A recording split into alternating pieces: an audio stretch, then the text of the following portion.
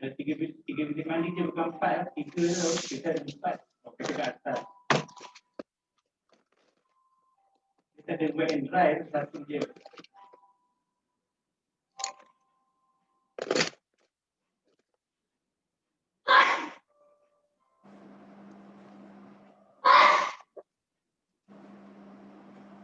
Tak masuk ya. Tak ada. Berat.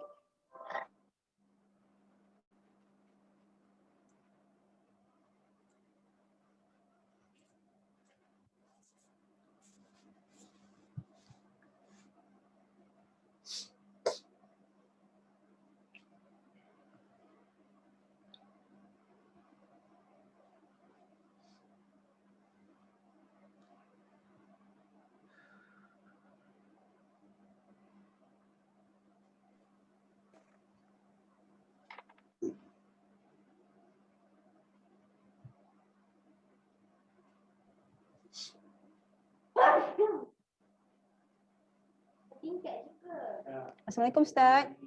Ya, waalaikumsalam warahmatullahi. Sihat Ustaz? Alhamdulillah.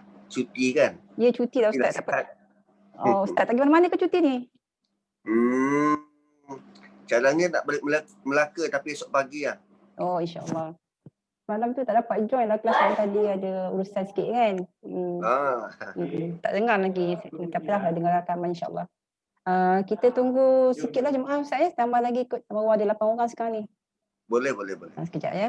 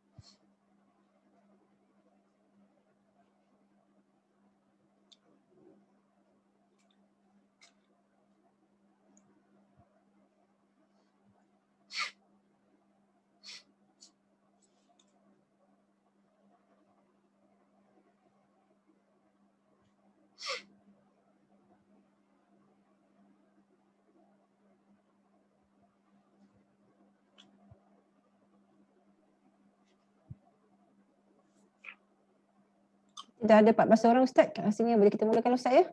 Boleh. Sila.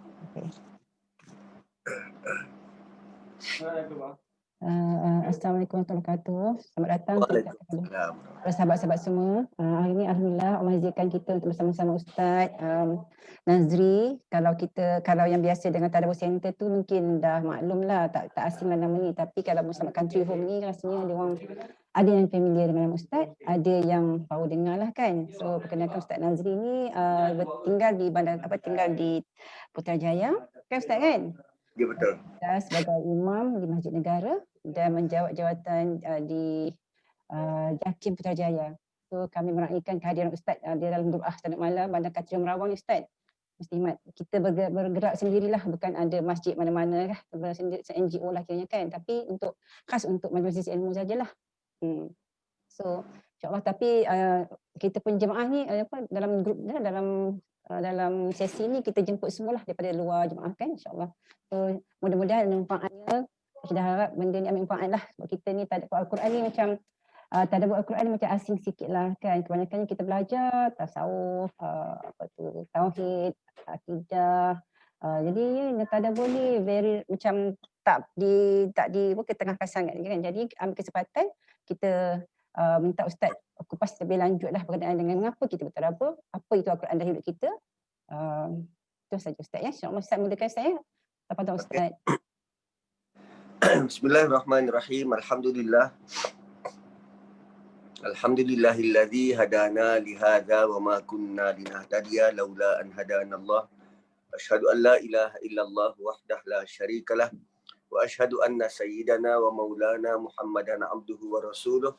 Allahumma salli wa sallim wa barik ala Muhammad wa ala ali Muhammad kama sallaita ala Ibrahim wa ala ali Ibrahim fil alamin innaka Hamidum Majid. Assalamualaikum warahmatullahi wabarakatuh. Pertamanya, pagi Jumaat yang sangat indah, luar biasa, cuti umum, dan Allah kurniakan kepada kita satu hari, hari raya bagi umat Islam, dan cara kita merayakan hari ini dengan mendengar kalam dan nasihat secara monolog, secara satu hala di masjid pada sesi khutbah Jumaat nanti. Bayangkan, daripada asalnya solat zuhur itu 4 rakaat, Allah tukar menjadi solat hanya 2. Dan baki 2 rakaat itu diganti dengan mendengar kalam-kalam daripada khatib. Mendengar kata nasihat, panduan daripada khatib. Yang asalnya 4 rakaat ditujukan khusus perjumpaan pada Allah. Tapi demi hari raya hari Jumaat, 2 rakaat diganti hanya untuk mendengar secara satu hala. So rupanya dalam hidup kita ini sekurang-kurangnya seminggu sekali kita perlu dengar panduan, nasihat dan pedoman apa yang perlu kita laksanakan, perbuat untuk seminggu akan datang. Wajib didengari dan dia menjadi ibadah yang besar di sisi Allah Subhanahu wa taala. Dan biasanya bila sampai hari Jumaat, kita kalau dahulu alam Melayu, kita baca surah Yasin malam Jumaat, which is tidak disangkal kelebihan dan kebaikannya. Dan kemudian bila kita mula menghantar anak-anak kita ke Timur Tengah, yang kita rasakan, di situlah markas ataupun pusat pengajian ilmu-ilmu agama. Maka kita hantar ke Timur Tengah. Kenapa tak hantar ke Las Vegas? Kenapa tak hantar ke UK untuk belajar ilmu agama? Sebab bagi kita di Timur Tengah ni lah pusatnya. Di situlah sejarah tempat para Nabi dan Rasul pernah hidup. Adanya remnants ataupun tinggalan-tinggalan sejarah kehidupan mereka. Lalu bila anak-anak ini kembali ke Malaysia, kembali setelah belajar bertahun lamanya, maka mereka mendapat ilmu-ilmu baharu, dapatan-dapatan baharu yang selama ini alam Melayu merasa sangat asing. Antaranya, mereka kata tak ada Nabi pernah berpesan untuk baca surah Yasin malam Jumaat. So di situ sudah ada timbul pertembungan antara anak yang kita hantar dengan apa yang mak bapak laksanakan selama ini. Lalu timbullah beberapa kelompok. Ada kelompok yang bermati-matian mempertahankan apa yang mereka lakukan selama ini. Kelompok kedua, ada yang bermati-matian membenamkan ataupun menyeru supaya ditinggalkan amalan itu secara total. Dan ada kelompok yang ketiga, dia cuba untuk mengharmonikan. Kalau biasanya sebelum ini baca surah Yasin, kali ini menurut hadis yang sahih, panduan yang tepat, Rasulullah sallallahu alaihi wasallam sarankan untuk baca pula surah lain, surah Kahfi misal kata. Jadi bila berlaku dua pendapat yang cukup berbeza, satunya amalan turun temurun, satunya melalui dapatan hadis Rasulullah sallallahu alaihi wasallam, bertembung begini, maka timbullah puak-puak yang tadi. Ada yang begitu ekstrim, ada yang begitu keras, dan ada yang lenient untuk cuba mengharmonikan. Maka bagi saya, terpulang pada kita mana-mana yang kita nak buat, sama ada nak baca surah Yasin ke, nak baca surah Kahfi ke, silakan. Tapi pokok pangkalnya, apa yang paling penting adalah kenapa kita baca. Itu yang paling penting. Kenapa baca surah Yasin? Kenapa memilih surah Yasin untuk dibaca? Dan kenapa baca surah Kahfi? Dan kenapa Nabi menganjurkan baca surah Kahfi? Adakah kerana bila Nabi kata man hafizah, siapa yang membaca surah Kahfi, 10 ayat daripada surah Kahfi, maka dia terselamat daripada fitnah Dajjal. Maka kita pun baca sekadar 10 ayat. Walhal Nabi tidak pun pernah mengatakan man qara'a asyara ayatin min suratul Kahfi, siapa yang membaca. Tak, Nabi kata siapa yang menjaga. Dan untuk kita menjaga, para ibu dan ayah, untuk kita menjaga anak, kita bukan sekadar memastikan dia selamat, kan, baby. Kita bukan hanya memastikan dia selamat, tetapi kita perlu ambil tahu dia lapar ke tak, dia dah mandi ke belum, dia nak tidur ke tak, dia ngantuk ke tak, dia perlu pergerakan bermain ke tak. Semua aspek kita perlu tahu dan kita perlu kuasai. Itu maksud jaga. Jadi kalau sekadar kita baca, maka saya merasakan kita masih belum lagi capai matlamat apa yang dikehendaki oleh Nabi SAW. Jadi, kalaupun kita bermati-matian mengatakan, oh ini Yasin, ini bid'ah. Tu istilahnya. Ini Yasin, ini bid'ah. Kena baca surah Kahfi.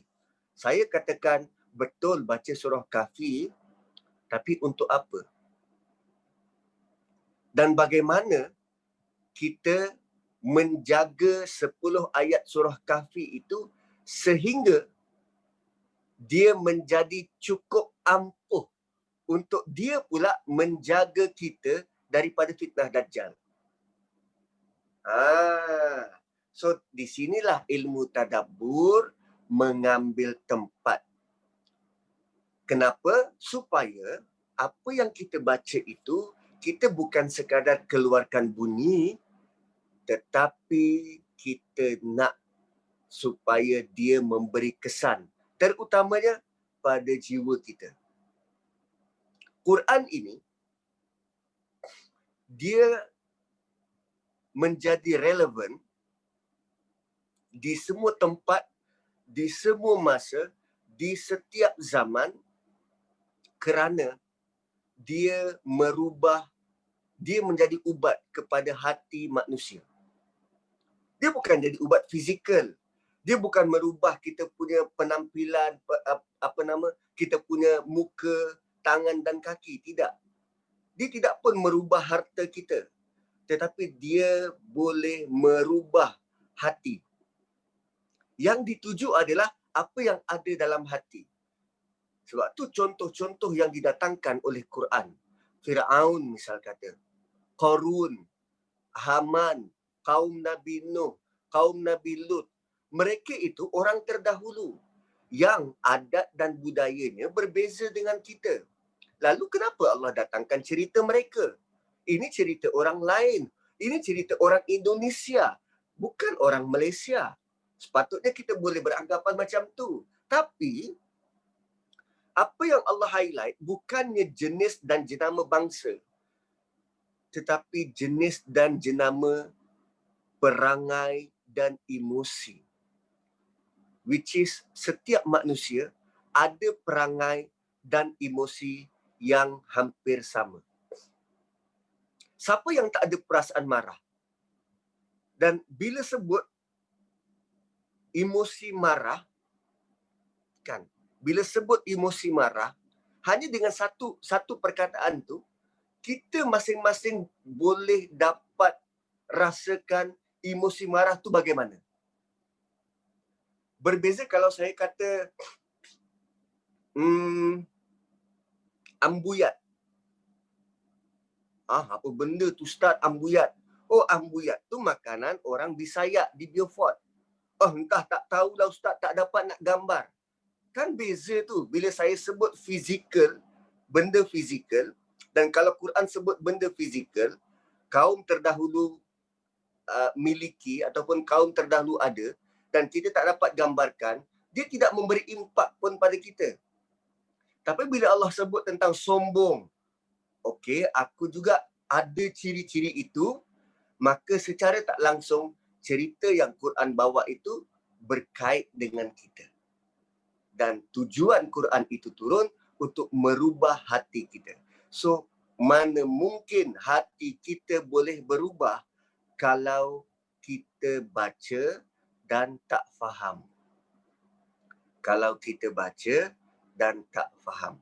Sebab tu Tadabbur Center come out dengan idea, jom kita sama-sama baca Quran tapi dengan cara, dengan pendekatan supaya apa yang kita baca itu berdetik di hati, lantas dia switch on perasaan kita, okey, aku nak tahu lebih dan aku nak faham lebih.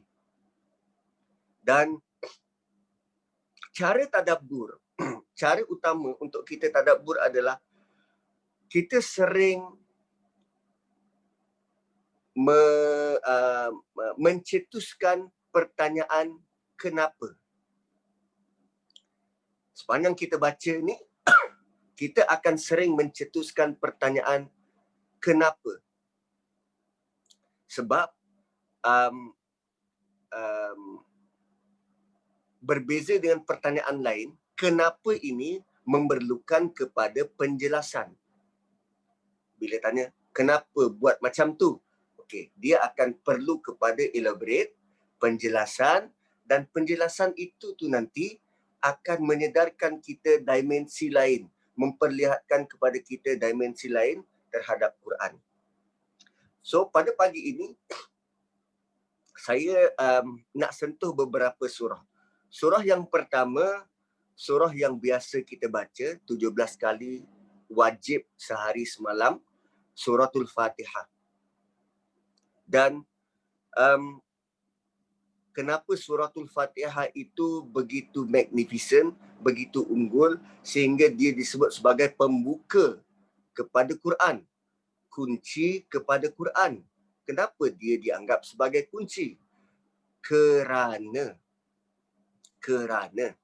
isi kandungan Suratul Fatihah adalah sangat padat tentang menjelaskan realiti ketuhanan dan realiti kehambaan. Suratul Fatihah sebagai kunci nak bagi tahu pada kita dalam surah ini adanya yang dipanggil Tuhan dan ada lagi satu yang dipanggil hamba. So bila kita jelas konsep itu, ada yang dipanggil Tuhan dan ada yang dipanggil hamba, maka sepanjang journey kita, mana-mana surah yang kita masuk, dia membawa dua matlamat ini. Adanya Tuhan dan adanya hamba. Dan Quran ini turun semata-mata nak bagi tahu pada kita, wahai manusia, engkau ni hamba dan perlu pada Tuhan. Itu konsep paling utama. Dan sangat berlawanan atau sangat ironi bila kita baca Quran dan kita tak rasa diri kita ni hamba. Itu lebih teruk. Bila kita baca Quran, kita tak rasa yang diri kita ni hamba. Bila? Terutamanya bila kita jadi guru. Bila kita jadi guru, cikgu, mengajar anak. Kalau anak murid, anak orang lain, kita masih boleh berlembut, kan, berpada-pada. Tapi kalau dengan anak sendiri, garangnya bukan main. Sedangkan layakkah kita mengajar dengan begitu, walhal Allah mengajar kita dengan penuh lemah lembut.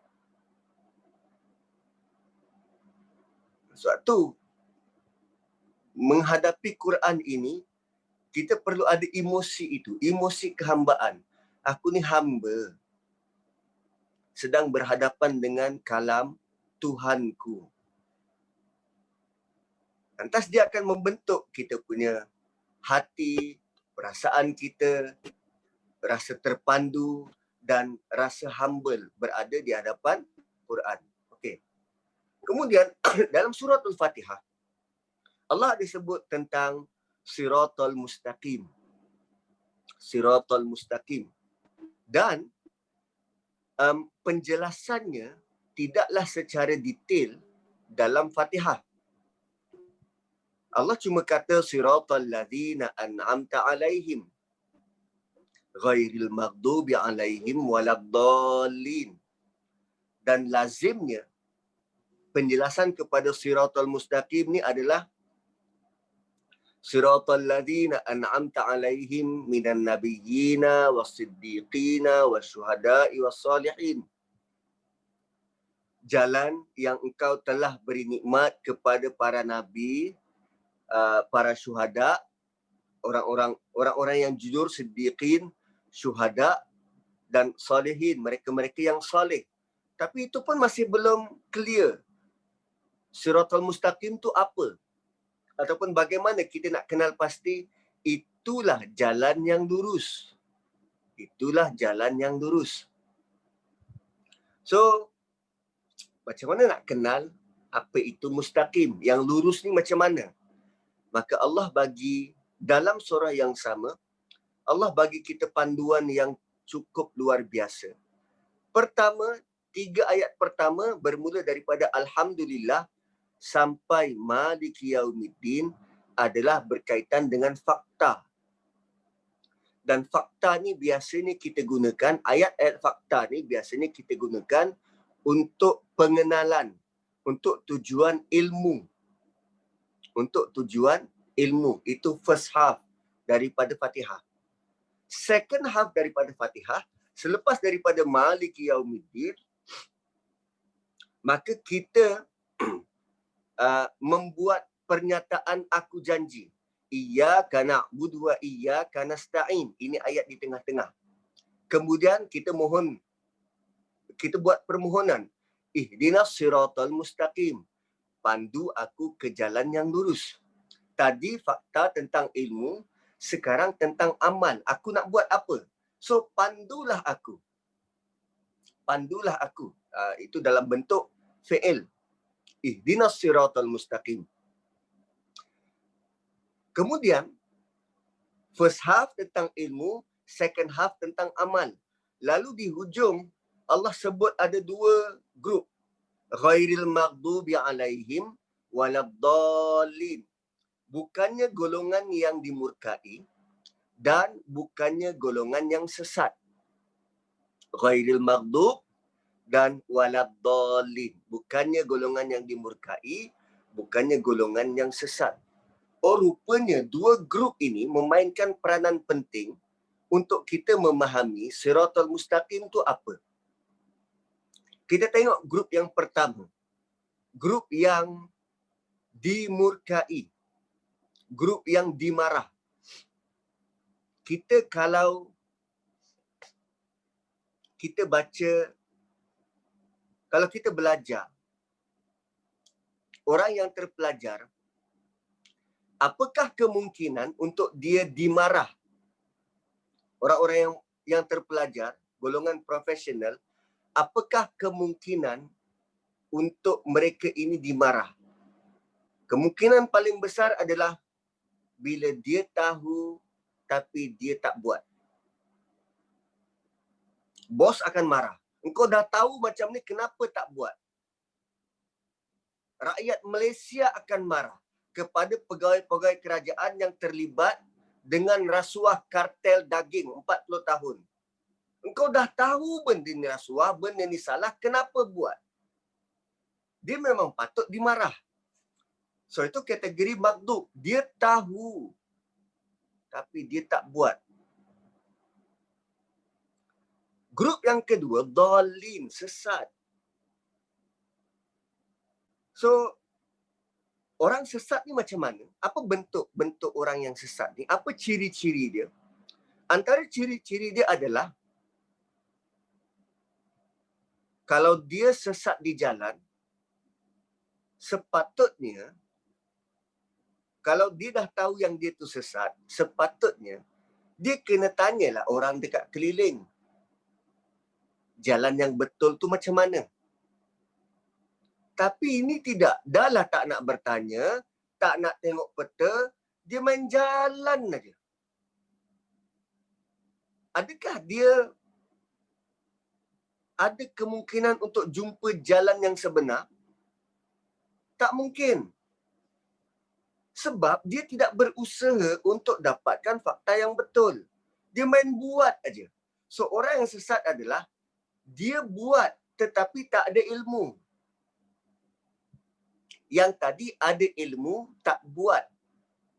Sekarang ni golongan yang sesat adalah yang dia nak buat aja, dia kerja je, dia ibadah je, tapi tak ada ilmu. Faktanya ke laut.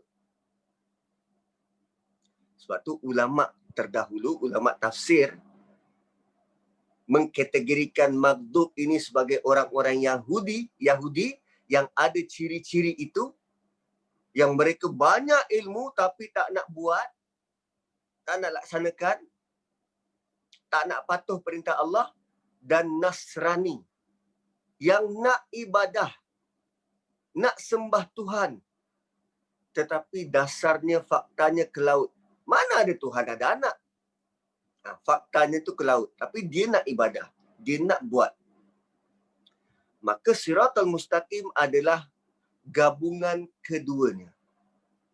Ada ilmu dan kena buat. Ada ilmu dan kena buat. Seperti itulah yang terjadi kepada para nabi terdahulu, minan nabiyyin wasiddiqin, orang-orang yang jujur. Abu Bakar misal kata, dia tahu nabi itu begini, dan bila datang apa sahaja maklumat berkaitan dengan nabi, dia terima sepenuh hati sehingga digelar sebagai siddiq. Walaupun pada pemikiran logik akal manusia benda ni mustahil, tapi dia tahu itu nabi dan tiada yang mustahil bagi seorang nabi. So Siratal Mustaqim adalah gabungan kedua maklumat ini. Pertama, ilmu, ada ilmu. Yang kedua, kena buat. Maka kalau kita datang dengan panduan itu, panduan surah Fatihah, kepada setiap surah, aku nak dapatkan ilmu dalam surah ini dan aku nak buat, apa akan jadi pada umat Islam? Luar biasa. Tadi panduan pertama tentang ketuhanan dan hamba. Apa jadi pada orang Islam? Luar biasa. Sekarang panduan kedua pula tentang adanya ilmu dan perlu buat. So sepanjang kita baca Quran ini, sepanjang kita baca Quran, baca Yasin ke, baca suratul Kahf ke, baca surah Isra ke, baca mana-mana surah, sudahkah kita dapatkan sesuatu daripada surah tu? Sudahkah kita dapatkan ilmu yang kita perlu buat daripada surah tu? Atau saya baca je Ustaz, saya tak tahu apa pun. Lah. So kita buat apa selama ni? Kalau tanpa tadabbur, apa yang kita buat? Hanya sekadar membetulkan bunyinya itu, which is sangat bagus, Nabi sangat suka, tetapi memadai ke setakat itu? Atau kita perlu ke satu step lagi supaya Quran ini betul-betul pandu kita dengan ilmu yang terhidang dan kita ada keinginan untuk buat.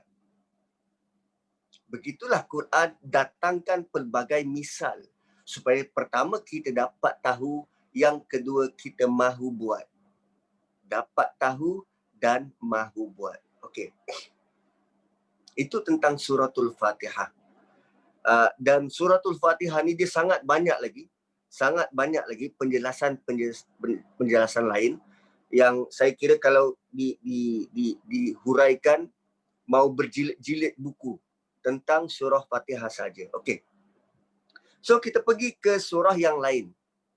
Saya kerana hari ini hari Jumaat, maka sangat dekat di hati untuk saya berkongsi tentang surah Kahfi.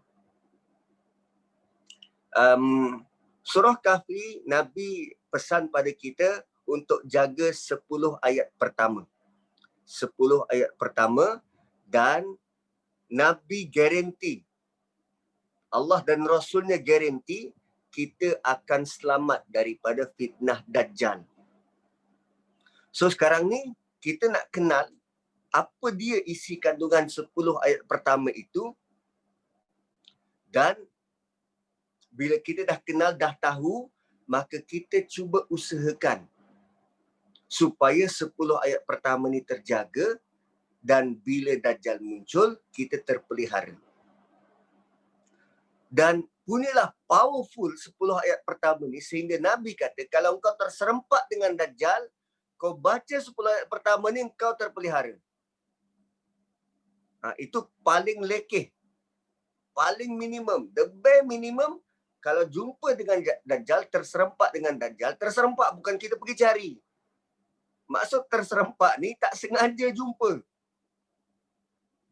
Oh, rupanya ada orang yang mencari-cari menjadi pengikut Dajjal. Itu mafhum mukhalafahnya. So ini kita dah menjauhkan diri berdasarkan ciri 10 ayat pertama ni, dan kalaupun terserempak, baca saja 10 ayat pertama ni dan Dajjal akan back off. Dajjal akan menjauh. Okey.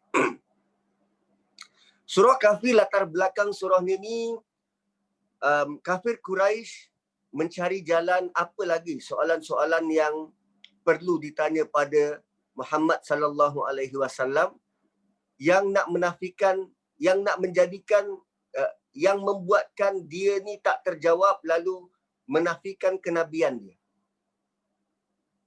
So bila dia tanya soalan-soalan yang pelik-pelik, yang susah-susah dan tak dapat jawab, itu jadi point supaya orang melihat dia ni bukan siapa-siapa pun, nabi palsu, ataupun saja dia sebut tentang kenabian tapi dia pun tak tahu apa. Itu tujuan utama. Lalu diutuskan 2 orang untuk pergi ke Madinah, Yathrib, untuk dapatkan soalan berkaitan orang terdahulu.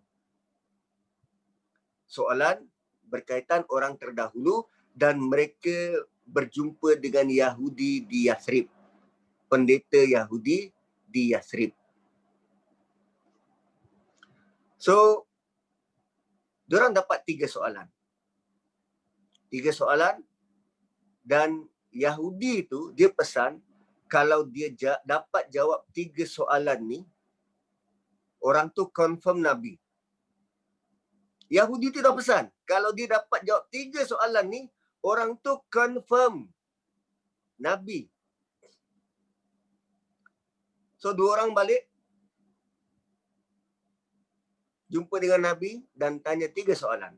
Soalan pertama tentang pemuda yang mencari perlindungan, tentang pemuda yang mencari perlindungan di gua.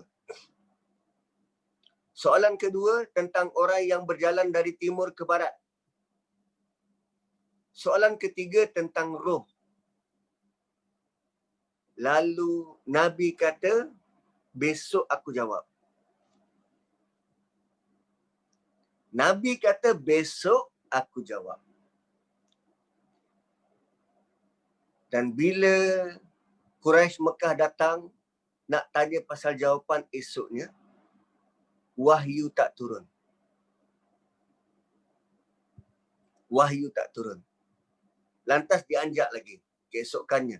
Wahyu masih belum turun. Dia anjak lagi keesokannya. Wahyu masih belum turun.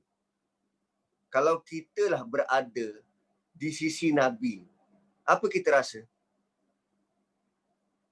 Betul ke ni? Nabi kata esok. Ini dah 3 hari dan ni tak ada pun. Masuk hari keempat, masih belum ada. Masuk hari kelima, masih belum ada jawapan. Kita kalau dekat sisi Nabi pun, biasa kalau surah duha, surah duha dulu, 6 hari. So kita tunggu sampai hari ke-6. Wahyu belum turun. Masuk hari ke-7 pun belum ada. Ya Rasulullah, kata hari tu besok. Ini sudah 1 minggu. Dan wahyu baru turun pada hari yang ke-14. Pada hari yang ke-14. 14 ke 15 hari wahyu tertahan.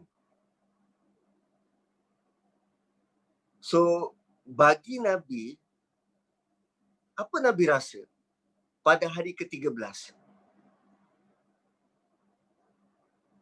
Kalau kita, dah putus harap. Tapi Nabi tidak pernah putus harap dengan Allah Subhanahu Wa Taala. Kita saja menggambarkan macam tu, tapi Nabi tidak. Dan getirnya saat-saat itu, bila wahyu tak turun. Kerana Nabi kata apa? Esok aku jawab. Nah, kerana Nabi kata esok aku jawab, wahyu terhenti 15 hari dan pada hari yang ke-15 baru wahyu turun. Dan wahyu turun dengan kalimah pertama, Alhamdulillah. Bayangkan, umat Islam waktu tu menanti-nanti jawapan dan jawapan pertama yang keluar adalah Alhamdulillah. Wow, kita yang mendengar, kita yang mengetahui benda tu pun rasa sangat lega. 15 hari tunggu. Orang musuh-musuh Islam ni duk serang, duk attack. Kata ni penipu lah, ni pendusta lah, ini macam-macam lah. Janji tak serupa bikin. Ayat pertama yang turun, Alhamdulillah. So, rupanya Quran ini turun, antara cirinya adalah untuk memperteguhkan hati Nabi dan melapangkan dada. So, selepas ini bila kita baca surah Kahfi, baca ayat pertama tu Alhamdulillah, seharusnya kita rasa gembira, kita rasa lapang dada kerana dapat bertemu dengan ayat ini.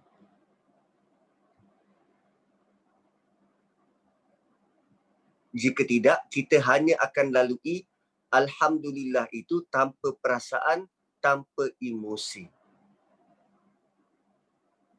Sebab selalunya ayat pertama ini tumpuan kita adalah pada sin kecil saktah kat hujung tu. Oh, ini ada saktah ni. Ini nak baca, nak berhenti ke nak ambil saktahnya. Lagi satu, bila sampai iwajah tu nafas dah habis. Orang Melayu kan nafas pendek. Jawa pula tu nafas pendek. Sampai situ dah tercungap-cungap dah. Berhenti je lah iwajah.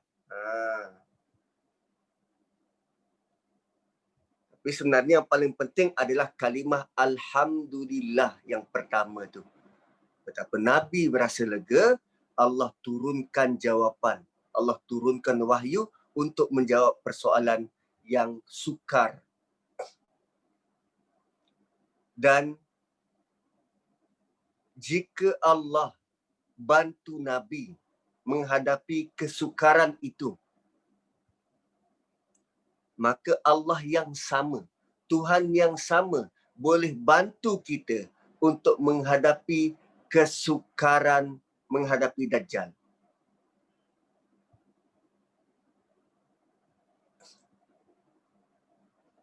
So alhamdulillahilladzi anzala ala abdihil kitab wa lam yaj'al lahu iwaja. Dekat ayat ni ada satu sifat Quran ada satu sifat Quran yang Allah sebut sebagai iwaja.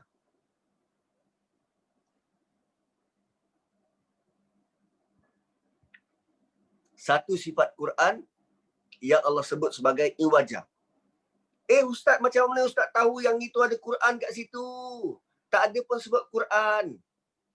Pertama, Allah sebut tentang kitab, Al-Kitab.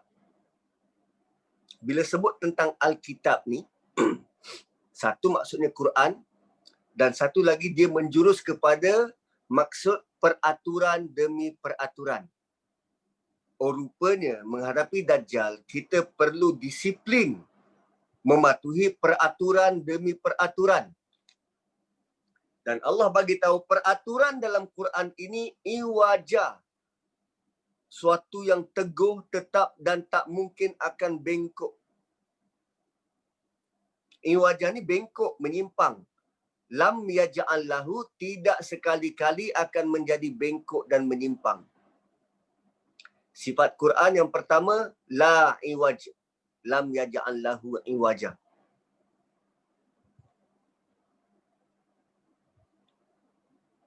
Dan Dajjal datang dalam bentuk melupuskan tradisi kebaikan yang lama. Kalau dahulu kita nak dengar tentang salah laku rasuah ni, bila berlaku rasuah atau didapati pesalah rasuah, terpapar nama dekat dada akhbar, malu, lari keluar negara. Tapi sekarang jadi sebaliknya. So, fitnah Dajjal itu datang dalam bentuk begitu. Apa yang dahulu je kita rasa canggung, sekarang tidak lagi. Kalau dahulu perkahwinan antara Islam dan non-Muslim ni sangat asing. Tapi sekarang, so kalau kita nak jadikan kayu ukur peraturan mana yang perlu kita pegang dengan teguh, kan? Kalau dulu pergi pasaraya, semua bertutup-litup. Sekarang ni pakai skirt pendek. Dan orang tak kisah pun. So, akhlak yang mana, cara hidup yang mana, yang kita nak jadikan contoh? Maka Allah turunkan Quran dengan peraturan yang tak mungkin akan berubah. Ada tak peraturan yang manusia buat tidak mengalami perubahan? Sekurang-kurangnya 1000 tahun. Dan peraturan dalam Quran sudah pun berusia lebih dari 1400 tahun. Dan dia tidak berubah. Lam yaj'al lahu iwaja. Kalau dahulu peraturannya nak masuk rumah kena bagi salam, sampai sekarang nak masuk rumah kena bagi salam. Kalau dahulu makan dengan tangan kanan, sampai sekarang peraturan itu tidak berubah. Kalau dahulu Nabi bagi peraturan nak masuk toilet kena baca doa, sampai sekarang peraturan itu tidak berubah dan tidak pernah ada penambahbaikan. Para sahabat tak pun pernah kata, okey nak masuk toilet ni ada doa tambahan. Kalau tak nanti syaitan akan goda. Tak ada sebarang penambahan pun. Allah pelihara. Tu lam yaj'al lahu iwaja. Dan sifat kedua Quran adalah qayyimah. Qayyimah ni lurus. Teguh berdiri.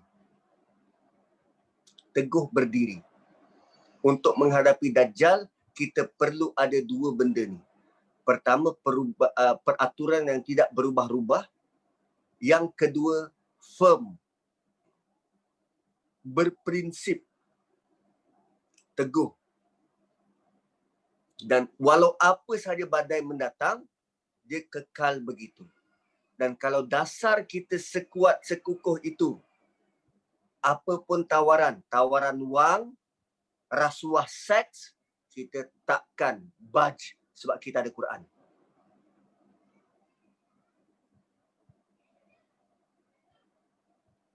So kalaulah setiap orang Islam berhadapan dengan hari Jumaat, memasuki hari Jumaat dan membaca surah Kahfi dengan peringatan yang semacam itu, apa jadi pada orang Islam? Luar biasa. Pertamanya merasa sangat bersyukur kerana surah ini kita dapat.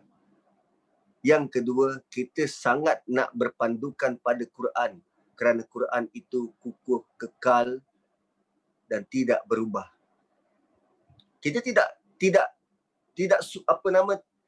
perlu menyusahkan diri untuk mencari panduan, peraturan yang lain. Quran sudah ada. So sekarang ni Allah sudah bagi kita ilmu, tinggal lagi apa yang perlu kita implement, nak buat. Tu tadi kuncinya surah Fatihah tu. Ada ilmu dan apa nak buat. So Allah bagi tahu kita tentang Quran itu begitu. Kekal, teguh. So sekarang ni kita nak tahu peraturan yang bagaimana kita perlu ikut. Okey. Ayat kedua,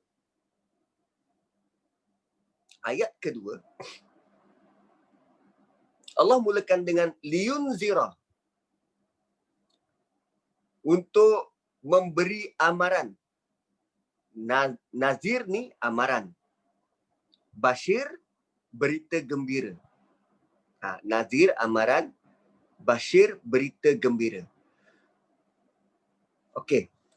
Kalau ada mazhab depan tuan-tuan dan puan-puan, cuba tengok ayat 2 dan ayat 4. Okey, ayat 2 dan ayat 4. Cuba bulatkan pada perkataan liyundira. Kemudian ada perkataan wayubashira. Ayat 2 tu masih ada perkataan wayubashiral mu'minin, yubashira. Dan kemudian pada ayat 4 wayunzira. Wayunzira. Okey. So kalimah-kalimah yang dibulatkan ini sebenarnya poin-poin penting untuk kita tahu. Poin-poin penting untuk kita tahu apa tujuan Quran diturunkan. Tujuan pertama, liyunzira ba'san syadidam min ladunhu. Itu tujuan pertama. Sampai min ladunhu. Tujuan kedua, bermula daripada wayubashira sampai ayat ketiga, abadan. Itu tujuan kedua. Tujuan yang ketiga, seluruh ayat keempat tu. Wa yunziral ladzina qalu ittakhadallahu walada. Quran perlu dibaca begitu. Dia tak ada tanda seru, dia tak ada tanda soal, dia tak ada koma.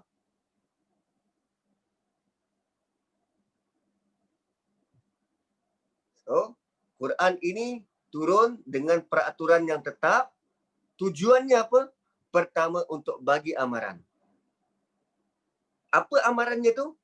Akan ada azab, ba'san syadidan, akan ada azab, seksa yang keras. Min ladunhu, special daripada Allah.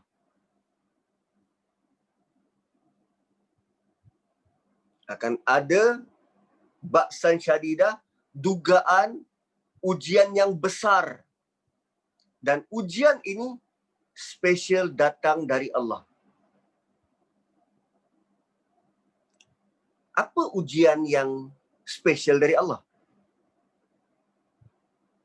Ujian apa yang begitu dahsyat sehingga Allah kata ini special dari aku? Ladun ni, perkataan ladun itu bermaksud sangat rapat dan sangat hampir dengan Allah. Allah keluarkan daripada sisi dia. Ladun. Dan alam Melayu mengenali sebagai ilmu laduni. Ilmu yang datang direct daripada Allah. Tapi kali ini Allah tak kata, bukan kata ilmu laduni. Ini ujian besar, ujian dahsyat, peperangan special dari Allah. Kita pernah tahu ke ada ujian yang macam ni bakal datang? Tapi Allah kata tu ba'san syadidan. Tiap minggu kita baca kan. Oh, rupanya ada ujian yang special datang daripada Allah ni. Apa dia? Dajjal.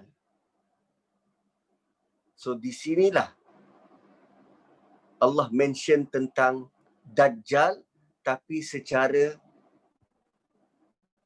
tersirat. Secara tersirat. Dan rupanya Dajjal itu datang dalam bentuk begitu. Bukan secara terang-terang beritahu, akulah Dajjal. Tak. Dia datang dengan penuh tipu daya. Tersirat.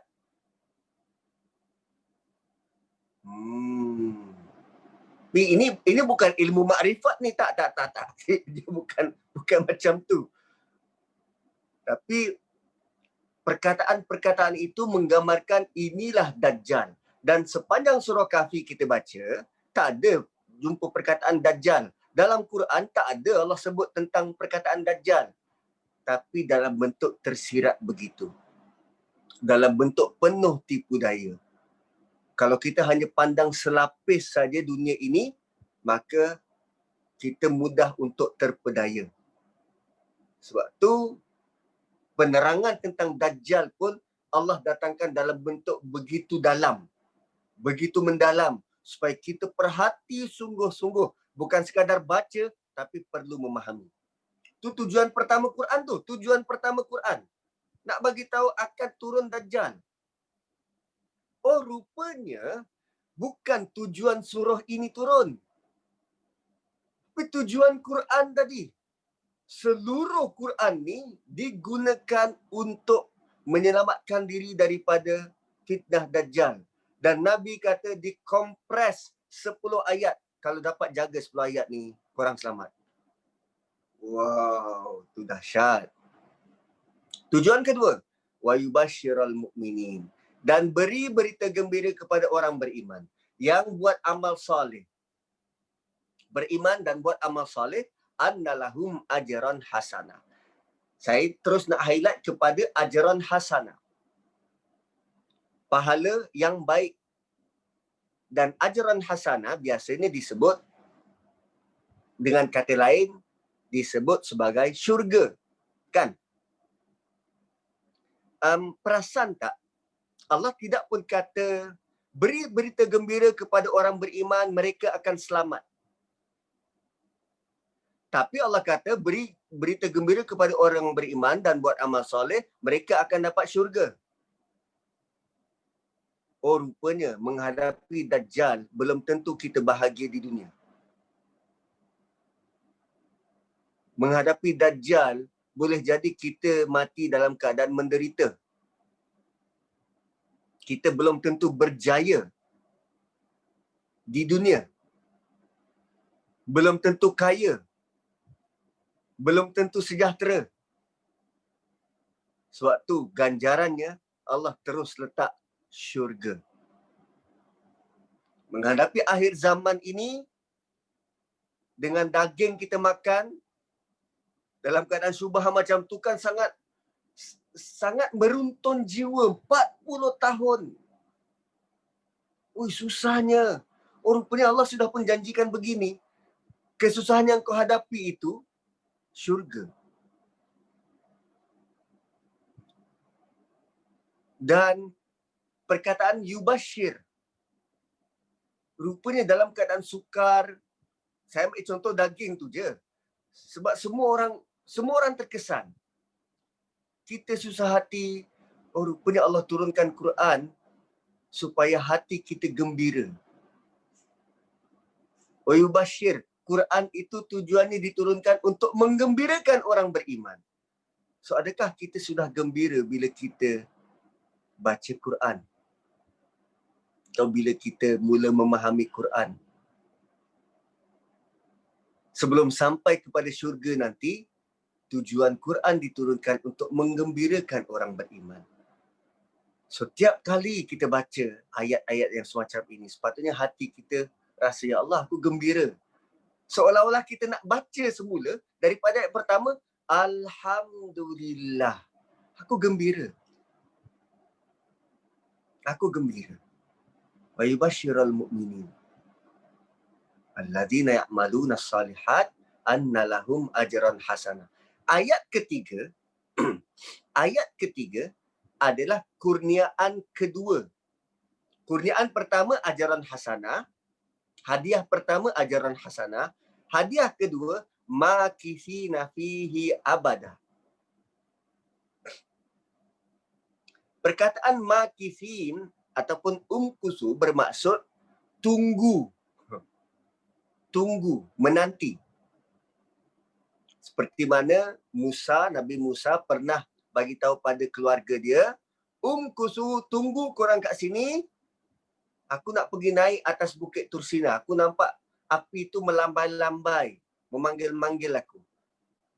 Ada kemungkinan ahli keluarga dia tak nampak api itu, tapi Nabi Musa saja nampak. So menjelang maghrib tu, Nabi Musa kata, umkusu, inni anastu nara, la'alli atikum minha biqabasin, aw ajidu 'alan nari huda.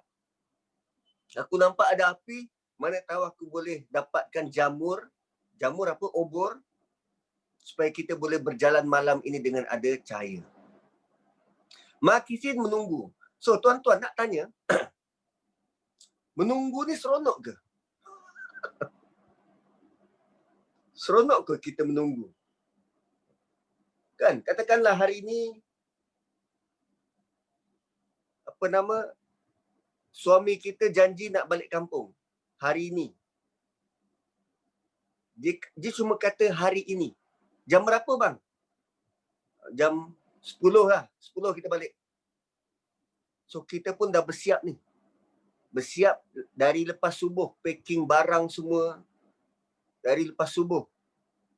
Kerana excited dah lama tak balik kampung, kita mula menunggu dari jam 8 pagi. Tunggu sampai jam 10 tak gerak-gerak. Lepas tu sambung lagi penantian. Sampai jam 11 pun tak gerak. Jam 12 tak gerak lagi. Jam 13 pun tak gerak. Dan kita melihat setiap perjalanan jarum jam tu sangatlah lambat. Sebab kita menunggu. Apa seronoknya menunggu? Cuma bila Allah kata makithina fihi abada, engkau menanti dalam syurga itu dengan penuh penantian yang excited. Penantian yang mengujakan. Macam mana penantian yang mengujakan? Okey. Kita balik jam 10. Kita teruja nak balik sampai kita mula menunggu jam 8. Itu teruja. Tapi bila dah lewat tempoh, dia jadi kecewa. Sekarang ni dalam syurga tak ada perkara yang mengecewakan. Kita akan menanti apa lagi nikmat yang terbaru. Apa lagi nikmat yang bakal datang. Apa lagi nikmat yang bakal datang. What next? Apa movie coming soon? Apa movie now showing? Itu menunggu di dunia. Menunggu nak tengok filem apa yang terbaru. Dalam syurga, makithina fihi abada. Kita dalam keadaan menunggu nikmat demi nikmat selama-lamanya. Dapat satu nikmat ni, kita ternanti lagi nikmat yang lain. Ternanti lagi nikmat yang lain. Wow, penuh dengan, dia bukan penuh dengan penantian, tapi penuh dengan nikmat-nikmat yang baru. Masuk syurga satu hal, tetapi nikmat dalam syurga tu hal yang lain. Wow, dahsyat. Ayat 4. Wa yunzira, dan bagi amaran. Alladzina qalu ittakhadallahu walada, yang mengatakan Allah ada anak. Bagi amaran kepada orang yang mengatakan Allah ada anak. So Quran turun ada 3 tujuan. Tujuan pertama adanya ba'san syadida, adanya fitnah dajjal. Tapi pada amaran pertama ini, Allah tak kata kepada siapa amaran itu diberi. Allah cuma kata apa yang bakal berlaku. Dan kalau kita tengok amaran yang kedua tu, ayat 4, Allah bagi amaran tu kepada seseorang. Kepada orang yang menjadikan anak bagi Allah. Kan? Tapi Allah tak bagi tahu apa amarannya. Perasan tak? Amaran pertama Allah bagi tahu apa amarannya, tapi Allah tak bagi tahu siapa diberi amaran. Amaran yang kedua, Allah bagi tahu siapa yang diberi amaran, tapi Allah tak bagi tahu apa ancamannya. Dan cuba tengok berita gembira. 4 berita gembira. Allah bagi tahu kepada siapa berita gembira itu dan apa berita gembiranya. Dengan kata lain, sebenarnya cara Allah susun ini pun sangat menakjubkan. Bagi orang beriman, Allah tak bagi dia dalam dilema ternanti-nanti, hanya bagi tahu kepada siapa berita gembira, tak bagi tahu apa berita gembiranya, tak. Allah bagi complete set kepada siapa dan apa beritanya. Sama macam kita, kalau kita jumpa dengan kawan, jumpa dengan bos, bos kata, I have 2 news for you. One good news and one bad news. Which one you want? Oh, I want good news first, sir. So, dia pun bagi tahu good news. So, the bad news KIV. Kan kita jadi macam, aduh, baik tak payah bagi tahu. So, Allah bagi tahu good news, terus dalam bentuk complete set. Siapa yang dapat, apa dia dapat. Tapi untuk amaran, Allah bagi tahu yang paling penting. Yang paling penting apa? Dajjal. Yang paling penting apa? Siapa yang buat ni?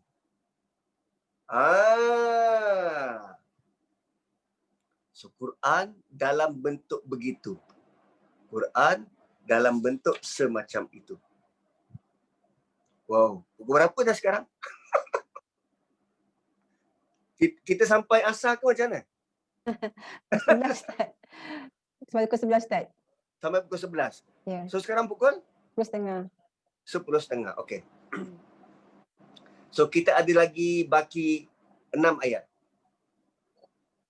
Ayat kelima, 6, 7, 8, 9, 10. Okay. 5, 6, 7, 8, 9, 10. Sebenarnya dia second part daripada 10 ayat. First part, ayat 1 hingga 4. Allah bagi tahu tentang Quran. Allah bagi tahu tentang Quran. Second part adalah Allah bagi tahu pada kita bahawa Nabi sangat kecewa kerana orang-orang yang tolak maklumat, ilmu, pengajaran, panduan dari Quran. Nabi sangat kecewa. Dan kekecewaan Nabi itu digambarkan dalam ayat 6. Fala'allaka bakhi'un nafsaka ala atharihim illam yu'minu bihadzal hadits asafa. Engkau janganlah binasakan dirimu. Jangan sakiti dirimu, jangan binasakan dirimu. Hanya kerana mereka tak nak beriman. Sebab bagi Nabi, kenapa Nabi sangat concern dengan orang-orang ni? Kenapa Nabi sangat rasa kalau tak buat, maka orang ni akan jadi binasa? Well, Nabi sudah pun dijamin untuk masuk syurga. Apa dia nak takut lagi? Tapi bagi Nabi, dia adalah Nabi terakhir. Sebab kalau dia tidak berjaya untuk selamatkan orang tu sekarang, siapa lagi nak buat? Kalau bukan dia, siapa? Maka sebab tu Nabi punya emosi, Nabi punya perasaan sangat terganggu kalau orang menolak dakwah. Sebab dia sudah usahakan yang paling baik, dengan cara paling berhemah, dengan cara paling bijaksana. Tapi orang tetap tolak. Malah, alasan penolakannya apa? Kami dah buat ini zaman berzaman dari datuk moyang. Macam sama surah Yasin tadi tu kan. Tapi saya tak adalah nak bermaksud macam tu. Cuma dia kata apa? Malahum bihi min ilmi wala li abaihim. Ayat kelima. Allah kata diorang langsung tak ada ilmu. Malah mak bapak diorang pun, keturunan diorang dahulu pun tak ada ilmu. Itu maksudnya apa? Mereka beralasan bahawa ini adalah perbuatan zaman berzaman dan sukar. Kami takkan tinggalkan. Itu yang Nabi hadapi. Bila dia bawa sesuatu yang baru, orang-orang yang sedia ada itu sukar untuk meninggalkan apa yang lama. Malah perkataan yang keluar daripada mulut mereka.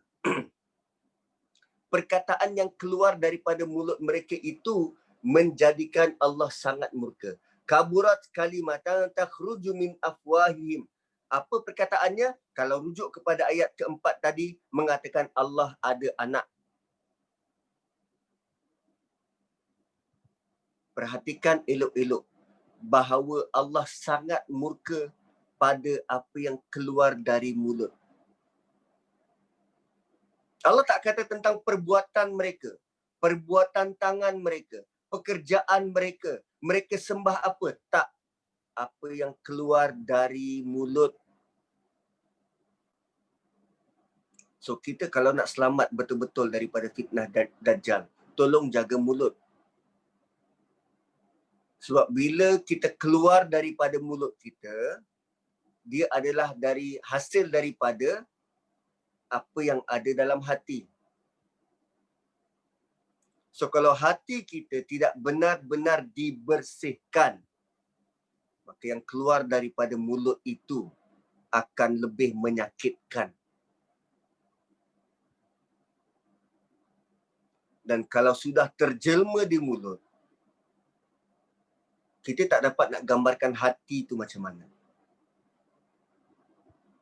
Sebab tu orang-orang yang nak selamat daripada fitnah Dajjal, dia perlu benar-benar jaga hati supaya apa yang keluar daripada mulutnya bukan dalam bentuk kaburat kalimatan takhruju min afwahihim, dalam bentuk yang Allah murka.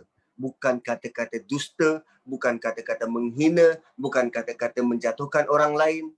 Itu Dajjal sangat suka. Dan cuba tengok balik hadis Nabi, siapa yang jaga 10 ayat. Dan antara yang perlu kita jaga adalah apa yang bakal keluar daripada mulut. Walaupun konteks asal ayat ini adalah tentang yang mengatakan Allah itu ada anak. Tapi kenapa Allah highlight mulut? Kaburat kalimatan takhruju min afwahihim. Okey. Sebab biasanya orang yang kata Allah tu ada anak, dia bukan sekadar kata tapi dia menunjukkan penyembahan. Menyembah kepada entiti itu. Sebab tu bila Nabi sangat risau, sangat khawatir, Allah kata apa? Fala'allaka, janganlah engkau bakhi'un nafsaka ala atharihim. Janganlah engkau binasakan dirimu. Kerana emosi Nabi yang sangat rungsing dan risau terhadap umat. terhadap umat. Dan Allah bagi tahu satu realiti. Allah bagi tahu satu realiti. Ayat 7. Inna ja'alna ma'alal ardi zinatan laha. Kami jadikan apa saja atas muka bumi ini perhiasan untuk bumi. Linabluwahum ayyuhum ahsanu amala. Supaya perhiasan tu untuk apa? Allah kata untuk diuji, bukan untuk dinikmati. Untuk diuji. Perhiasan ni untuk diuji. So, bila kita mula menikmati, khawatir kita tenggelam dalam dunia.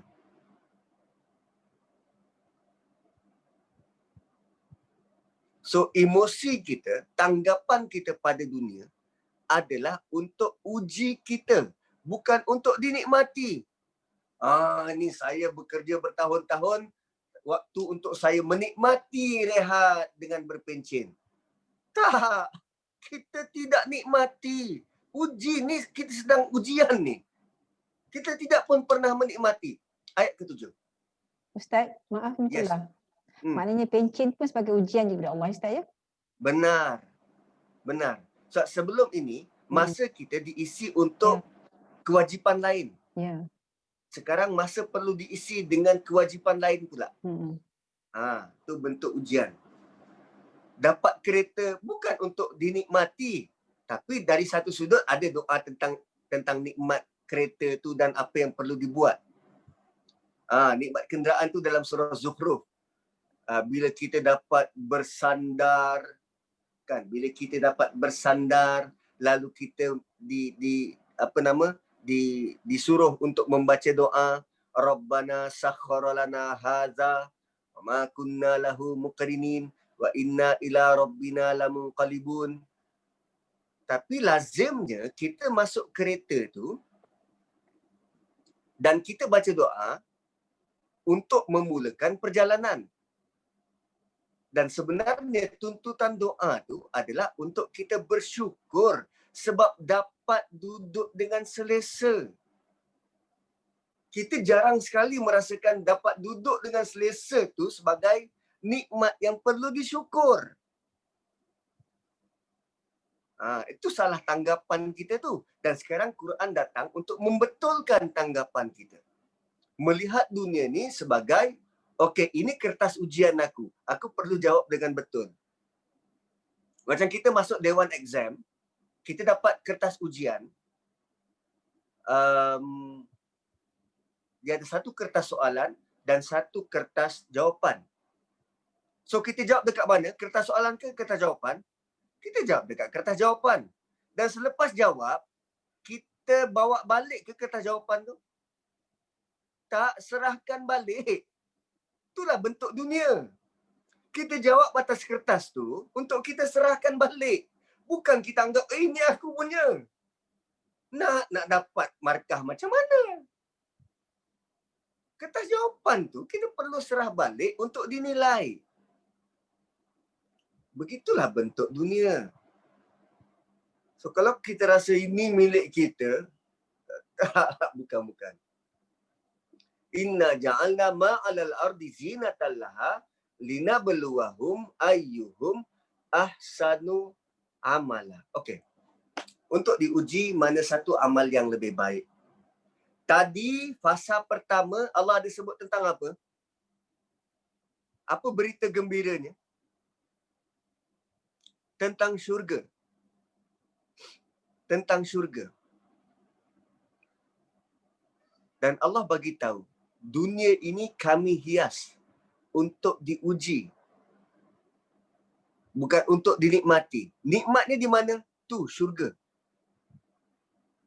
So, fasa pertama Allah sudah pun bagi tahu, engkau akan nikmati. Makisina fihi abada. Engkau akan nikmati ni.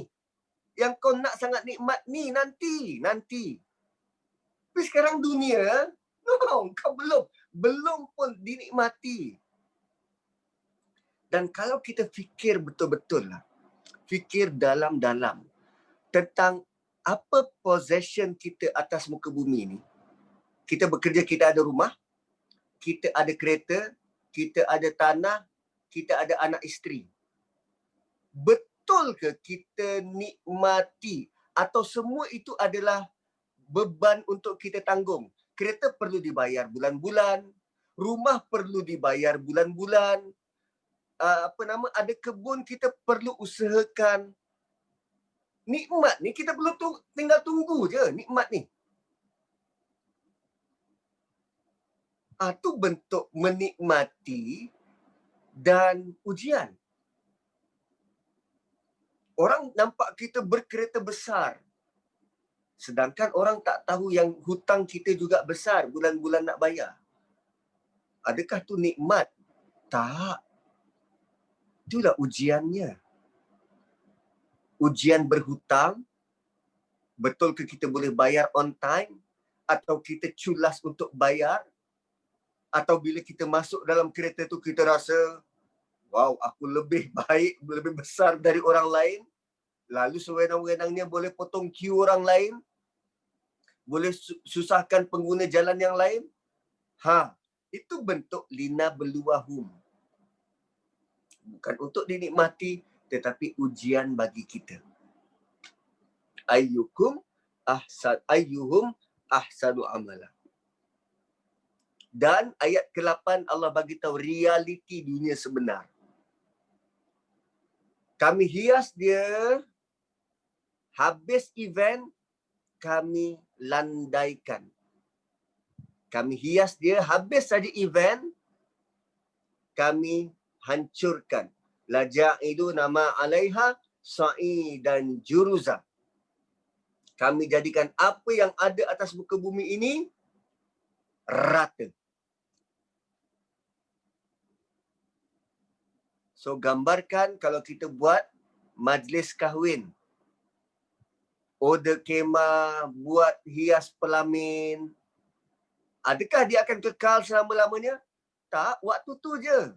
Habis je event, semua kembali seperti biasa. Dan asalnya bumi ini kembali seperti biasa, tanpa ada apa-apa pun. So Allah akan ratakan. Dan kalaulah kita boleh hidup dengan tanggapan begitu, ada nak makan rasuah? Sebab dia nak nikmati apa duit rasuah tu, yang banyak tu. Cara macam mana lagi dia nak nikmati? Dan kadang, saya tersentuh dengan kata-kata Ali, Umar. Dia kata apa? Aku khawatir kalau yang aku nikmati sekarang ini adalah rezeki untuk aku menikmati di dunia dan aku tak dapat dekat syurga.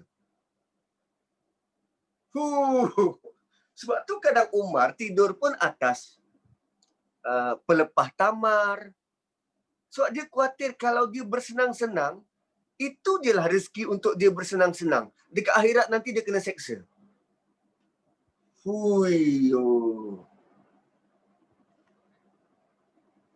So kalaulah kita boleh hidup dengan panduan begini, kita tak akan terkejar-kejar dengan nikmat yang Dajjal tawarkan. Kita tak akan terkejar-kejar dengan nikmat rasuah, kartel daging. Tak. Kita dah ada panduan yang jelas begitu dan dia tidak berubah selama-lamanya. Dan 2 ayat terakhir, Allah kata ayat 9, am hasibta anna ashabal kahfi warraqimi kanu min ayatina ajaba. Ringkas untuk ayat 9 ni begini. Engkau ingat kisah Ashabul Kahfi itu menakjubkan? Dalam bentuk ayat begitu. Apakah kamu ingat kisah Ashabul Kahfi itu menakjubkan? Kenapa Allah tanya tiba-tiba macam tu? Sebab biasanya kita hanya melihat nikmat orang lain itu yang hebat. Sedangkan apa yang kita ada ni jauh lebih hebat. Bila kita baca surah Kahfi, apa cerita yang paling dominan yang kita ingat, yang kita sebut-sebut? Pemuda tidur 300 tahun. Itu paling dominan. Kenapa kita sebut-sebut? Sebab kita kagum. Ui, 300 tahun kau tidur. Kan? Rasa kagum. Allah kata, kau ingat itu menakjubkan? Apakah kau rasa tidur 300 tahun itu menakjubkan? Dan tanggapan bahawa apa yang orang lain ada itu lebih daripada kita adalah suatu tanggapan yang salah. Sebab Allah bagi semua orang sama. Allah bagi orang tu lebih, ujiannya pun lebih. Sama. Allah bagi kita kurang, ujian kita tidak seperti orang tu. Sama. Allah bagi semua orang sama. Equal di sisi Allah Subhanahu Wa Taala. Kita saja rasa lebih. Sama ada menganggap orang lain itu lebih atau kita lebih. So, kalau kita buat perbandingan antara kita dengan Ashabul Kahfi dari sudut ajaib, okey, dari sudut keajaiban, antara kita dan Ashabul Kahfi. Ashabul Kahfi tidur 300 tahun dan sejarah dia pergi melarikan diri ke gua. Dia melarikan diri ke gua, dia diancam bunuh, melarikan diri ke gua dan dia diselamatkan oleh Allah. Kita sekarang, kita tadi dapat ancaman tak? Okay, dapat ancaman, ba'san syadidah, baru tahu hari ni kan? Okay, dapat ancaman, oh ada ancaman rupanya, okay. Dapat ancaman, kemudian apa yang perlu kita buat? Tadi Ashabul Kahfi dapat ancaman, dia lari ke gua. Kita dapat ancaman, apa yang perlu kita buat? Kita tak tahu buat apa-apa. Sekarang kita tak tahu buat apa-apa, tapi dah dapat ancaman. Ashabul Kahfi sudah diancam dan melarikan diri ke gua, lalu Allah selamatkan.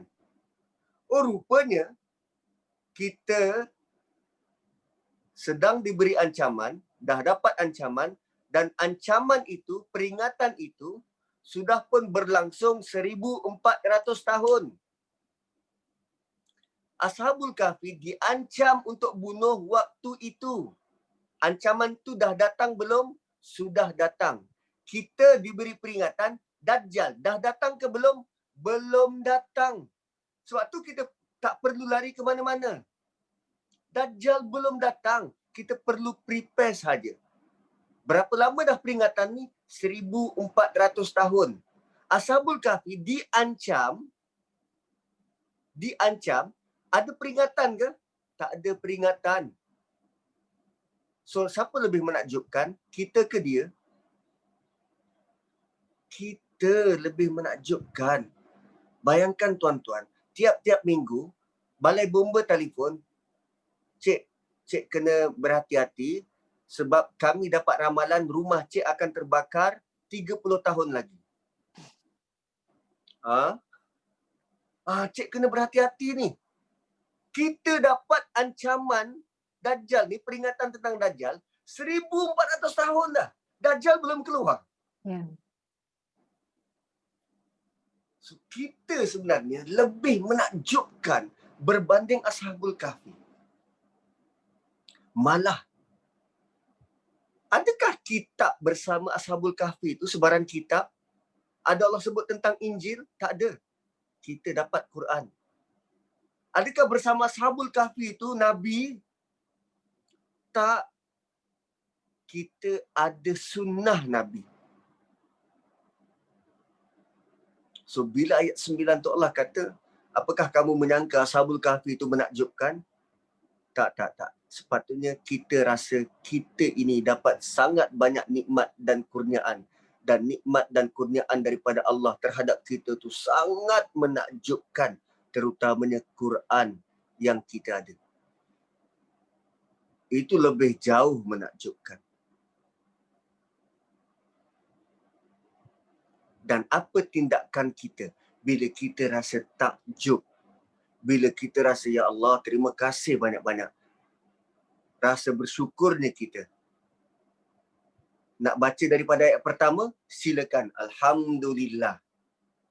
Dan kalau kita teruskan kepada ayat ke-10, apa yang dilakukan oleh Ashabul Kahfi sebelum dia lari ke gua. Id awal fityatu ilal kahfi. Tatkala mereka mencari perlindungan di gua, mereka berdoa. Rabbana atina min ladunka rahmah wa hayyi lana min amrina rasyada. Mereka berdoa, wahai Tuhan kami, atina, datangkanlah, min ladunka, special dari sisimu, rahmah, rahmat yang special dari sisimu, wahai lana min amrina rasyada, dan pandu urusan kami. Dan pandu urusan kami. So, ayat terakhir ini, ayat ke-10, tadi Ashabul Kahfi dalam bentuk yang sangat berbeza dengan kita. Dan rupanya, sepanjang mereka melarikan diri, dapat ancaman melarikan diri, lantas mereka berdoa. Kita sekarang diberi peringatan, disuruh bersedia. Ancamannya belum datang, disuruh bersedia. Dan Allah titipkan satu doa. Sebab yang kita bakal hadapi apa dia? Ba'san syadidan min ladunhu. Dan kita doa minta apa? Min ladunka rahmah. Atina min ladunka rahmah. Untuk menghadapi ancaman yang spesial dari Allah, perlu rahmat yang spesial dari Allah. Ini bukan rahmat yang biasa, ini rahmat yang spesial. Ini bukan rahmat yang biasa, tapi ini yang spesial dari Allah. Antara rahmat yang spesial dari Allah adalah Quran. Sebab Quran adalah kalam dia. Kalam Allah. So kita minta Allah bantu kita untuk menghadapi fitnah Dajjal dengan rahmat yang spesial, kefahaman yang baik dan betul, dan pandu urusan hidup kita. Wahayyi lana min amrina rasyada. So begitulah bentuk tadabbur. Setiap satu ayat itu memberi pengertian yang sangat dalam dan sangat berkait dengan ayat yang lain. Kalau dahulu Ashabul Kahfi berdoa dengan ini untuk selamat, dan cara Allah selamatkan itu dengan cara yang kita tak pernah terfikir. Tuan-tuan, kita kalau lari, kalau kita tak bersalah dan kita melarikan diri untuk tidak ditangkap, ke mana kita nak lari? Kan, ke mana kita nak lari? Paling logik untuk kita lari adalah kita lari keluar negara. Menyeberang sungai ke, menyeberang lautan ke, larikan diri, lari. Tapi logik ke untuk kita larikan diri pergi ke gua? Nak larikan diri daripada buruan ni, kita lari masuk gua. Dan gua tu semua orang tahu, gua tu. Pemerintah pun tahu itu guanya. Tak logik. Tak logik. Sebab tu bila mohon bantuan daripada Allah ni, bantuan yang datang itu di luar daripada logik akal fikir kita.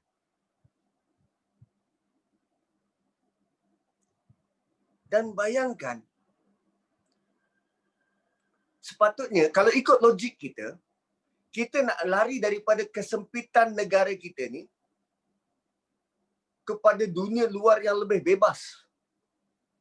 Tapi mengikut panduan Allah, mereka lari daripada luasnya dunia masuk ke sempitnya gua.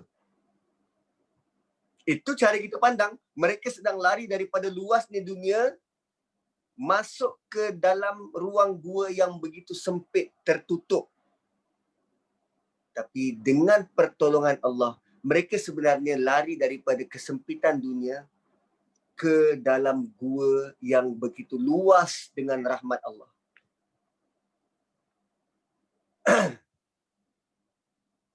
Hanya dengan bantuan Allah kita boleh selamat. Ikut logik kita, boleh selamat ke ni masuk gua? Tak. Dengan bantuan Allah kita selamat. Menghadapi Dajjal, boleh selamat ke ni Ustaz? Dajjal begini dan begini dan begini. Kita dengar pula teori konspirasi, kata Dajjal dah merancang begini dan begini. Boleh selamat ke Ustaz? Yang selamatkan kita Allah, bukan usaha kita. Siapa yang pernah terfikir untuk mereka selamat hanya dengan tidur? Hanya dengan tidur. Mereka tidak pun menyediakan perlengkapan untuk berperang. Belajar pertahanan diri. Mereka diselamatkan hanya dengan tidur.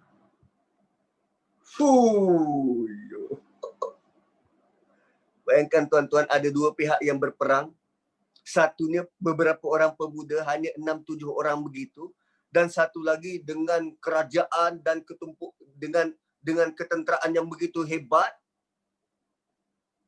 Pergi mencari mereka nak bertarung, satu pihak tidur dan satu lagi lari ketakutan.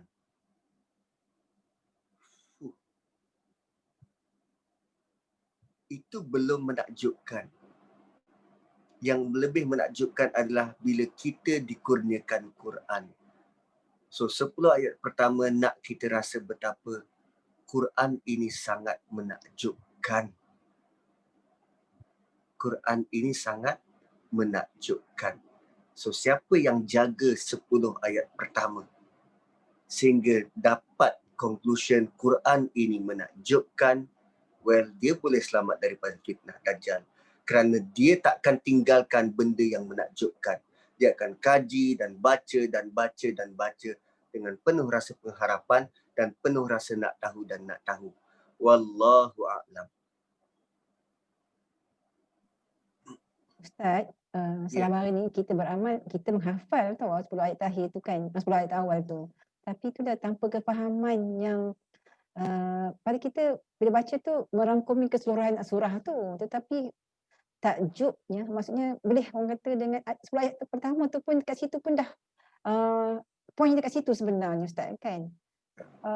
Sebab kita berlumba-lumba untuk habiskan membaca keseluruhan surah tu tanpa kita mengambil pengajaran dan juga ibrah di dalam 1 hingga ayat 10 ayat pertama tu. Padahalnya dekat situ pun dah kata, patutlah ada mengatakan 10 ayat akhir tu sebagai pendinding kita dari fitnah Dajjal, tapi kita tak mentadaburinya dan tidak memahami apa yang kita baca Ustaz. Alhamdulillah ini kita dah dapat kefahaman, dapat maksudnya tak banyak pun, walaupun sikit, walaupun harap-harap banyaklah dapat, tapi sekurang-kurangnya sekarang ni Ustaz pada pagi ni baca Al-Kahfi, tolonglah dengan penuh-penuh kefahaman yang disampaikan oleh Ustaz hari ni kan. Alhamdulillah Ustaz, memang satu macam kata memang baca because of hadis tu mengatakan kita baca ni akan dapat perlindungan pada fitnah Dajjal. Tapi sebenarnya apakah yang kita faham pada 10 ayat awal ni kan? Tak hafal lagi tu kan, maksudnya dah boleh baca lah kan. Terima kasih banyak-banyak Ustaz atas penjelasan hari ni kan. Ustaz, Alhamdulillah Kak Syida sangat-sangat menghargai apa yang Ustaz bawa hari ni kan. Kita buka soalan lah kot. Jika sahabat-sahabat ada soalan untuk tanya pada Ustaz, silakan ya. Kita ambil masa sikit. Ataupun sahabat-sahabat semua teruja ataupun terkedu, kena ketuk kepala apa yang kita dapat hari ni kan. Sila sahabat-sahabat, jika ada soalan nak bertanya kepada Ustaz. Benda ni kita amal setiap minggu, takkan tak ada benda yang kita nak fikirkan sesuatu kan, apa yang kita nak buat.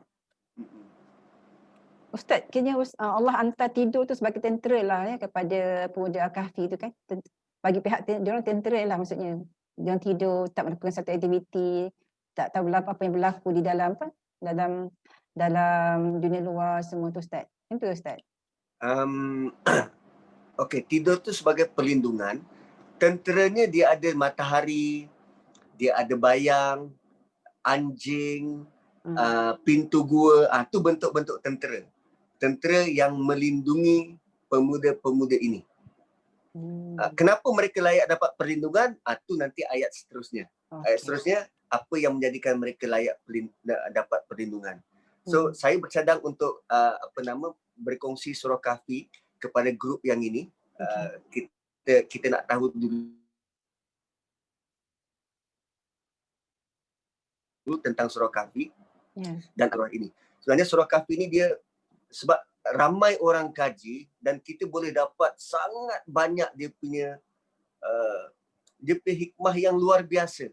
Yang kita tak pernah terfikir pun, yang akhirnya dia dapat membetulkan balik cara macam mana kita melihat dunia ni dan cara macam mana kita perlu berfikir. Quran guide kita begitu. Nak berfikir pun dia pandu kita. Supaya kita tak fikir macam ni, tapi perlu fikir yang macam ni. Supaya kita tidak memikirkan yang salah begitu, tetapi memikirkan yang betul begini. Itu cara surah Kahfi lah. Assalamualaikum Ustaz. Terima kasih atas Waalaikumsalam. penerangan tadabbur Kahfi ni, sangat menarik. Saya nak bertanya soalan lah. Mungkin perkara ni ramai juga mungkin yang terfikir. Macam sekarang kita dalam keadaan pandemik, coronavirus ni, 19. Ada juga yang beri pandangan macam ini adalah satu persediaan untuk ataupun gambaran awal tentang kedatangan Dajjal nanti. Di mana kita akan duduk di rumah masing-masing dan sebagainya. Dan juga waktu sekarang kita masih lagi dengan makanan dan minuman yang masih sedap-sedap.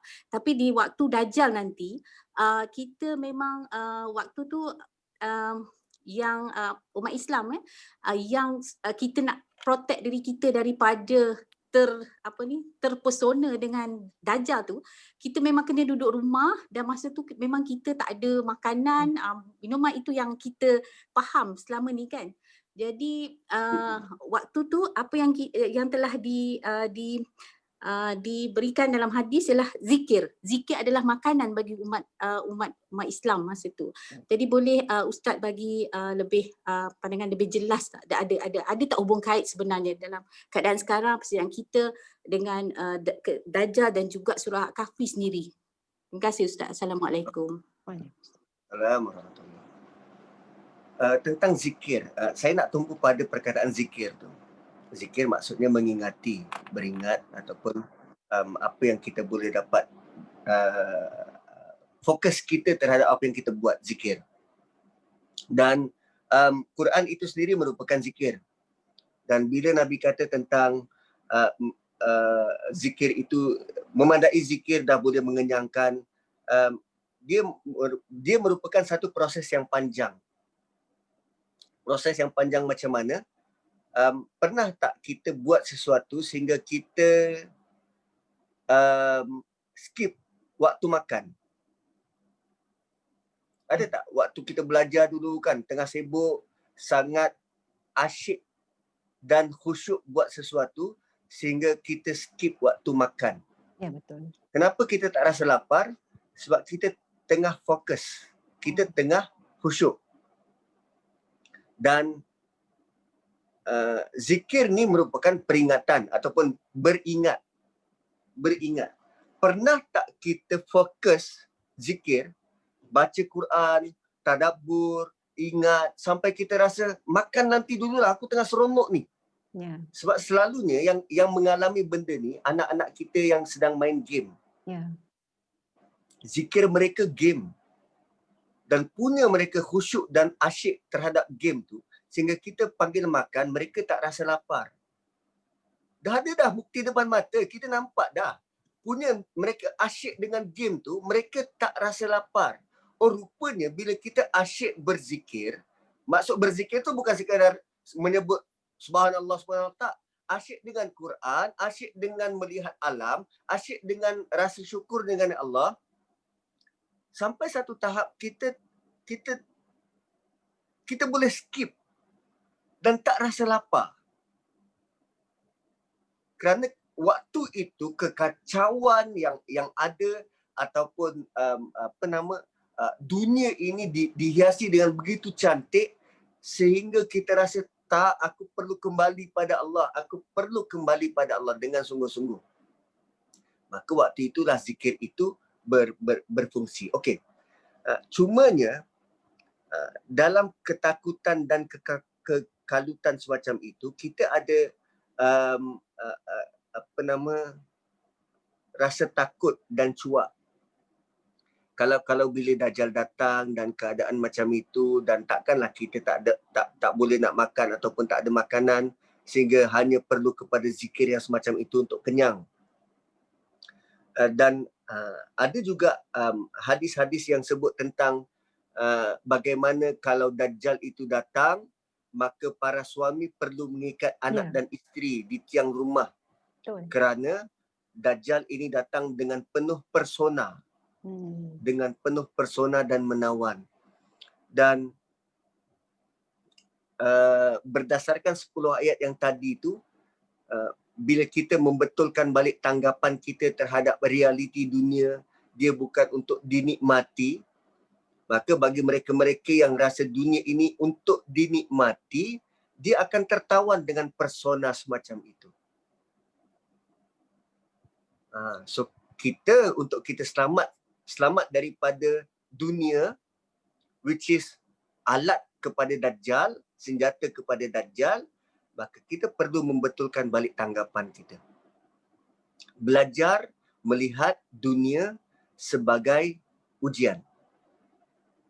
Bukan untuk dimiliki atau dinikmati. Okey. Kemudian, tentang hadis tu. Bila kita ada persediaan, bila kita sudah bersedia, memahami dan bersedia, maka lagi sekali kita rujuk kepada doa Ashabul Kahfi tadi. Apa mereka minta? Rahmah yang special dari Allah dan minta tunjuk jalan. Dan bantuan daripada Allah kepada Ashabul Kahfi adalah satu bantuan yang tidak terfikir oleh logik akal. Dan bila Dajjal datang dalam bentuk begitu, tanpa sebarang makanan, logik akal kita, kita macam mana nak hidup? Logik akal kita, macam mana nak hidup? Tapi kalau kita firm mengharap bantuan dari Allah, tak mustahil. Tak mustahil untuk kita hidup dalam keadaan dengan penuh bantuan dari Allah. Sekarang kalau ikut logik akal kita, mustahil Ustaz, mustahil. Tapi doa kita apa? Rahmatam atina rahmatam min ladunka rahmah wa hayyi lana min amrina rasyada. Kita minta Allah yang pandu. So mungkin waktu Dajjal, dia banyak kemungkinan. Mungkin kita tertidur, mungkin sebelum Dajjal datang Allah sudah pun awal cabut nyawa kita. Tak siapa pun tahu. So hilangkan benda-benda paranoid yang kita rasa perlu takut, perlu khawatir. Tak. Kita fix ataupun komitmen kita kepada Quran dan sunnah, maka nanti Allah akan pandu dan bantu. Allah akan pandu dan bantu. Betul ada bentuk hadis-hadis yang semacam itu, namun fokus utama hadis itu supaya kita bersedia dengan mendapingkan diri, merapatkan diri dengan Quran dan sunnah, kekal dengan ajaran agama ini, kekal dengan panduan lam yaj'al lahu iwaja dan qayyima itu, supaya kita boleh selamat dan sejahtera daripada ancaman ujian Dajjal itu. Wallahu a'lam.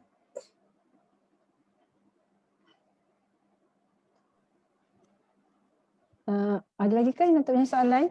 Kita pun dah sampai ke 11.13 dah. Jadinya jika tak ada soalan, kita boleh... Ada rumusan ke Ustaz? Tak ada. Tak ada. Okey, tak apa.